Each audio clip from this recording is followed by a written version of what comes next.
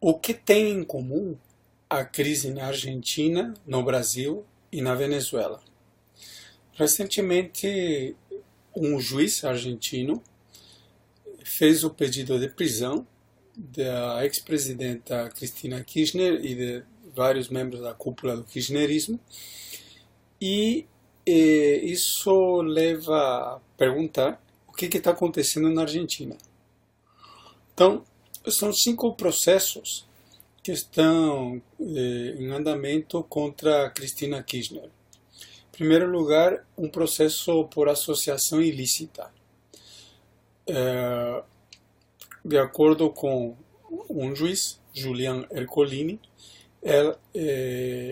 Cristina Kirchner teria favorecido, quando era presidenta, em concessões de obras públicas, a empresa Austral Construções, de Lázaro Báez, que ele é um sócio da família Kirchner, que está preso numa operação parecida com a Lava Jato desde abril de 2016.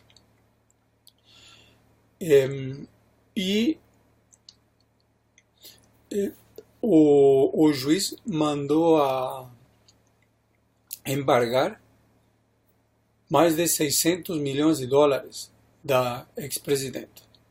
O segundo processo se relaciona com atividades do Banco Central, na qual Cristina foi processada pelo juiz Cláudio Bonadio por ter realizado vendas a futuro de dólares no Banco Central, que teriam deixado um prejuízo para o país de 7 bilhões de dólares.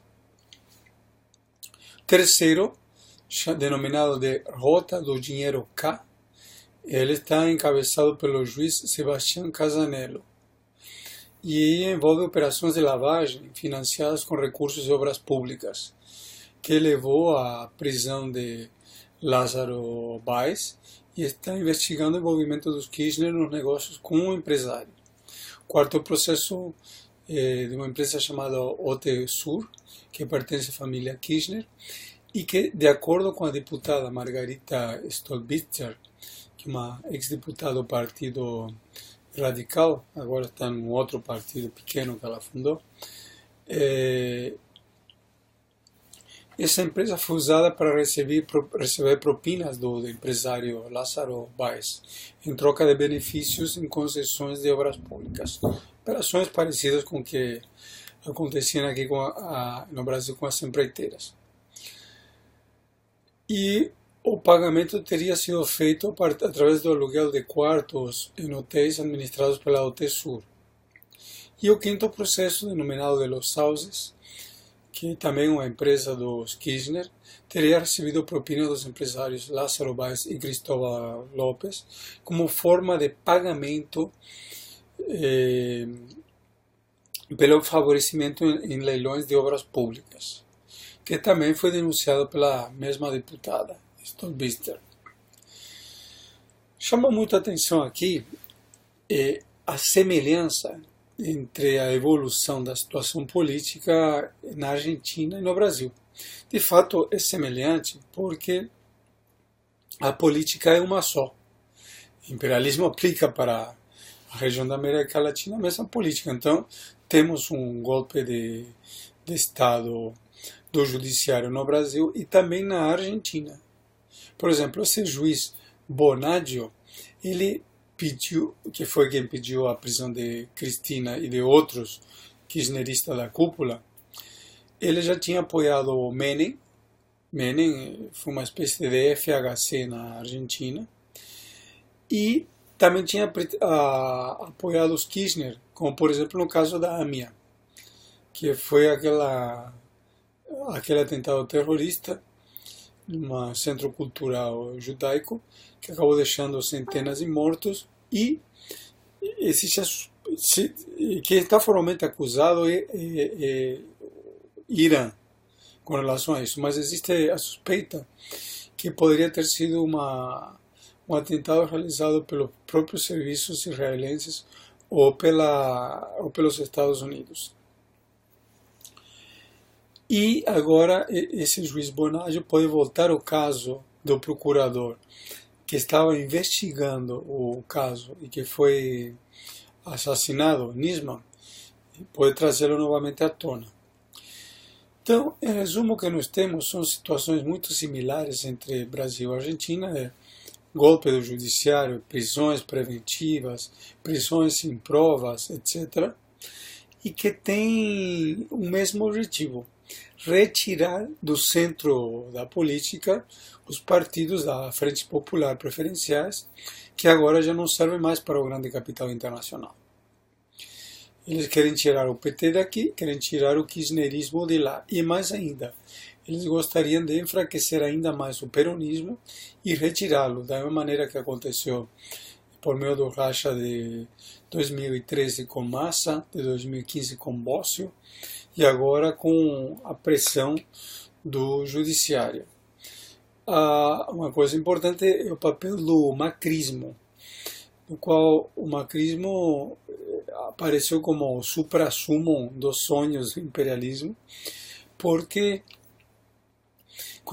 fez grandes repassos de dinheiro para os chamados fundos abutres, que aumentou o endividamento externo da Argentina em 2 anos em 25% em termos contábeis, mas além disso existem manobras por meio das chamadas LEBACs, letras do Banco Central, onde tem mais uns 20 bilhões, ou seja, mais uns 10% de endividamento. Isso levou a uma situação muito crítica na Argentina, com o aumento do desemprego e da pobreza no geral.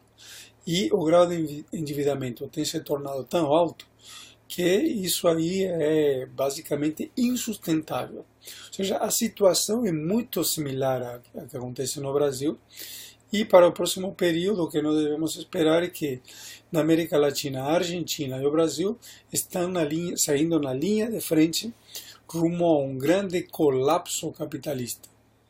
E isso irá colocar novamente em movimento a classe operária brasileira e argentina, retomando os grandes movimentos da década de 80. Sai um pouco fora da regra a situação da Venezuela, onde nós temos uma virada bonapartista também por fora do parlamento, no caso da Venezuela por fora da Assembleia Nacional, mas que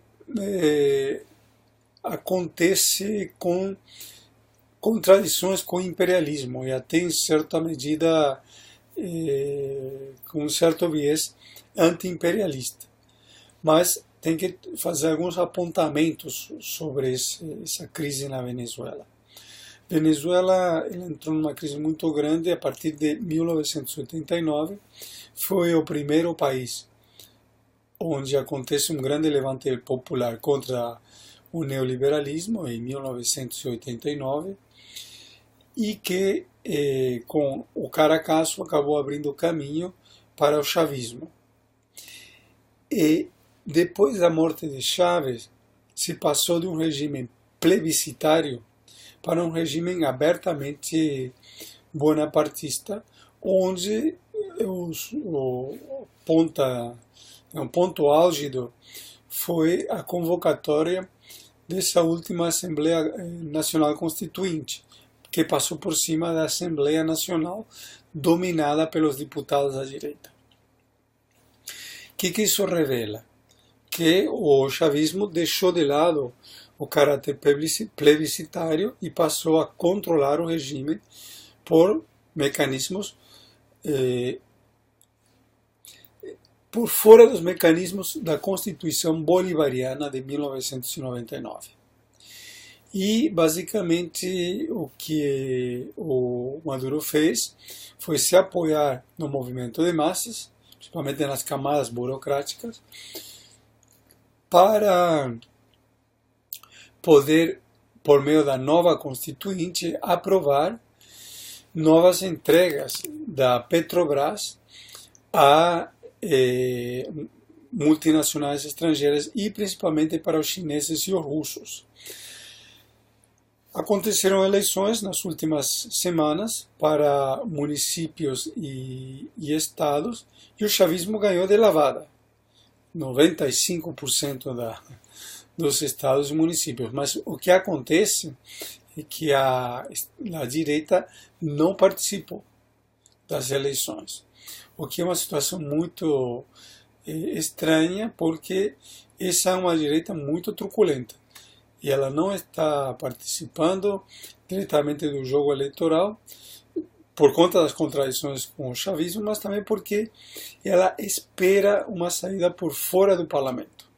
Ela está negociando nesse momento, junto com o chavismo na República Dominicana, nesse momento uma saída, mas uma saída bastante frágil. A saída real seria tirar o chavismo do poder, só que o imperialismo tem extremo medo de fazer essa movimentação e por isso vai apostando numa guerra de atrição do governo Maduro.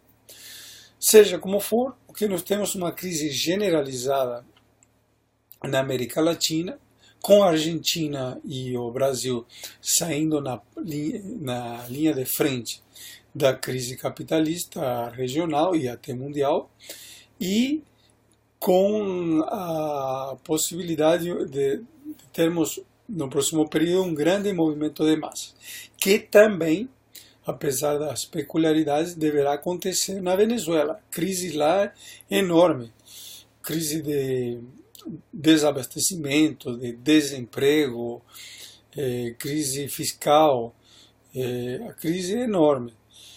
Só que o movimento de massas é muito radicalizado, tanto assim que 40% do orçamento nacional é destinado ao pagamento de subsídios e mais, aliás, de programas sociais e mais 20% de subsídios, o que demonstra o grau de radicalização das massas, porque isso nenhum país do mundo faz, tirando as monarquias árabes com os próprios cidadãos árabes que tem no país, porque os estrangeiros não são considerados cidadãos. E numa situação de tanta crise, demonstra o grau de radicalização e de temor que o próprio chavismo tem das massas. Então, também na Venezuela está colocado para o próximo período um ascenso do movimento de massas e a superação do chavismo em cima da pressão interna, que tem como reflexo o aprofundamento da crise capitalista mundial.